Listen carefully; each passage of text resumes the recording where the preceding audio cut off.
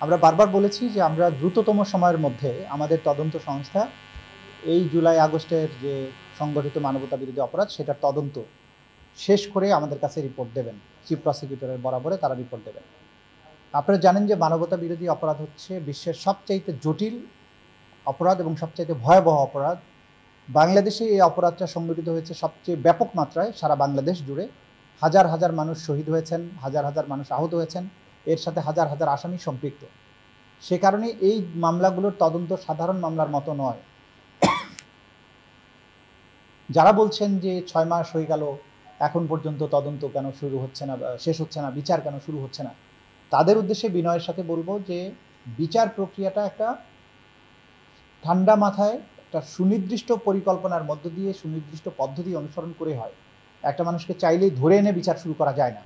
বিচারের জন্য তদন্ত লাগে, সাক্ষী লাগে, আরও ডকুমেন্টস লাগে, সব কিছুকে বিচারের উপযোগী করে উপস্থাপনের পরেই একটা আনুষ্ঠানিক বিচার প্রক্রিয়া শুরু হয়।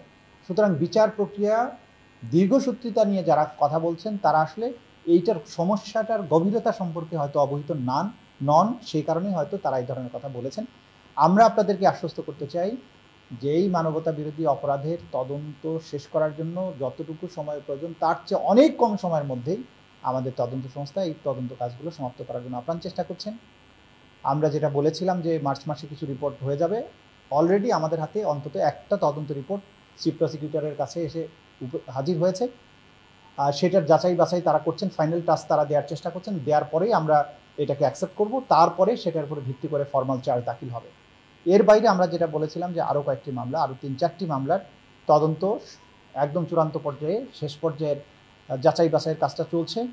আমরা আশা করছি ঈদের পরপরই আরও 3-4টা মামলার তদন্ত রিপোর্টও আমরা হাতে পেয়ে যাব, অর্থাৎ চিফ প্রসিকিউটর অফিস হাতে পেয়ে যাবে। আমাদের কাছে যখন এসে পৌঁছাবে আমরা সেটা পর্যালোচনা করে তখন অভিযুক্তদের বিরুদ্ধে আনুষ্ঠানিক অভিযোগ দাখিল করব, অর্থাৎ ফর্মাল চার্জ দাখিল করব। ফর্মাল চার্জ দাখিল হওয়ার মাধ্যমেই কিন্তু আনুষ্ঠানিক বিচারের যাত্রাটা শুরু হবে। আমরা এই পর্যন্ত আশুলিয়ায় যে 6 জনকে গুলি করে হত্যার পরে তাদের লাশকে প্রথমে ভ্যানে তুলে, রিক্সা ভ্যানে, তারপরে ভ্যানের থেকে চ্যাংদোলা করে আবার পুলিশের ভ্যানে তুলে আশুলিয়া পুলিশ স্টেশনের পাশের একটা জায়গায় যে পেট্রোল দিয়ে আগুন দিয়ে পুড়িয়ে দেওয়া হয়েছিল, যে ইতিহাসের নির্মমতম ঘটনা, সেটির তদন্ত রিপোর্টটা সমাপ্ত হয়েছে। সেটির ড্রাফট বলা যাবে বা চূড়ান্ত রিপোর্ট যাই বলেন, সেটা আমাদের হাতে এসে পৌঁছেছে। সামান্য কিছু ঘষা মাজার কাজ বাকি আছে। তার মানে আমরা বলতে পারি যে অন্তত একটা রিপোর্ট আমাদের হাতে এসে পৌঁছে গেছে। ফর্মাল চার্জ আমরা এটা চিফ প্রসিকিউটর অফিস কিন্তু আমরা পর্যালোচনা করব। আমাদের চিফ প্রসিকিউটরের অফিস পর্যালোচনা করে যে কোনো তদন্ত রিপোর্টকে নাকচ করে দিতে পারে, পুনরায় তদন্ত পাঠাতে পারে। আবার যে রিপোর্ট এসেছে সেটার ভিত্তিতে সেখানে যদি সাফিসিয়েন্ট মনে করা হয় তাহলে চিফ প্রসিকিউটর সেটার উপরে ভিত্তি করে ফর্মাল চার্জ দাখিল করতে পারে। তা আমাদের কাছে আসার পরে আমাদের কাছে এসেছে, আমরা এটা বিশ্লেষণ করে দেখব। দেখার পরে আমরা যদি মনে করি তদন্ত সঠিক আছে তাহলে আমরা এটার ভিত্তিতে ফর্মাল চার্জ দাখিল করব। তো পর্যালোচনা চলছে, শেষ করার পরেই বলতে পারবো। তবে আপনাদেরকে যেটা আশ্বস্ত করতে পারি যে তদন্ত অন্তত 4টা মামলার তদন্ত ম্যাচিউর একটা অলরেডি দেওয়া হয়েছে। সুতরাং বিচার প্রক্রিয়াটা শুরু হওয়াটা এখন জাস্ট একটা সময়ের ব্যাপার মাত্র। না, আমরা বলছি না, যখন হাতে পাবো তখনই বলবো। আমরা আশা করছি এই 4টা বা 5টা মামলার মধ্যে শেখ হাসিনার বিরুদ্ধে একটা তদন্ত রিপোর্ট থাকবে। সেটারও চূড়ান্ত পর্যায়ের ঘষা মাজার কাজ চলছে। ঈদের পর আমরা আশা করছি যে হয়তো তার সেই মামলাটারও তদন্ত রিপোর্ট আমাদের কাছে চলে আসবে। আমাদের তদন্ত সংস্থা দিনরাত কাজ করছেন। তাদের অনেক সীমাবদ্ধতা থাকা সত্ত্বেও তারা মানবতা বিরোধী অপরাধের যে বিষয়টি তাদের জন্য নতুন, তারা যেহেতু সাধারণ পুলিশ বাহিনী থেকে এসেছেন, তারপরেও তারা সর্বোচ্চটা দেওয়ার চেষ্টা করছেন।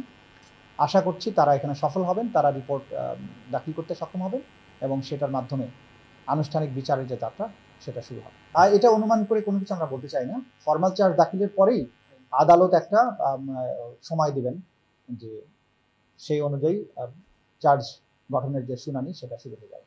আমাদের এই আইনে দলের বা সংগঠনের বিচারের সুযোগ আছে যদি মানবতা বিরোধী অপরাধের সাথে সম্পৃক্ত থাকে।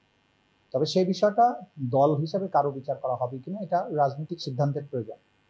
আমরা এখানে যারা কাজ করছি আমরা মূলত অপরাধ এবং অপরাধীদের পেছনেই সময় দিচ্ছি এবং তাদেরকে বিচারের মুখোমুখি করার চেষ্টা করছি। যদি রাজনৈতিক দলকে বিচারের মুখোমুখি করা যায়, সেই ধরনের এভিডেন্স সাফিসিয়েন্টলি আছে, সরকার যদি সিদ্ধান্ত গ্রহণ করে আমাদেরকে জানান তাহলে সেটাও করা সম্ভব। বাট এটা সম্পূর্ণভাবে রাজনৈতিক সিদ্ধান্তের বিষয় বলে আমরা মনে করছি। এখানে দেখেন দুটো পদ্ধতি আছে। আওয়ামী লীগের যারা শীর্ষ পর্যায়ের নেতৃত্ব আছেন, এই নেতৃত্ব তারা মিলে অপরাধ যে সংগঠন করেছে এবং প্রত্যেকটা জায়গা প্রত্যেকটা অপরাধের সাথে সাথে সম্পৃক্ততা যে পাওয়া যাচ্ছে, সেই অনুযায়ী আওয়ামী লীগের শীর্ষ পর্যায়ের নেতা এবং তার কর্মীরা যারা ইনভলভ ছিল তাদের বিরুদ্ধে বিচার করা যাবে।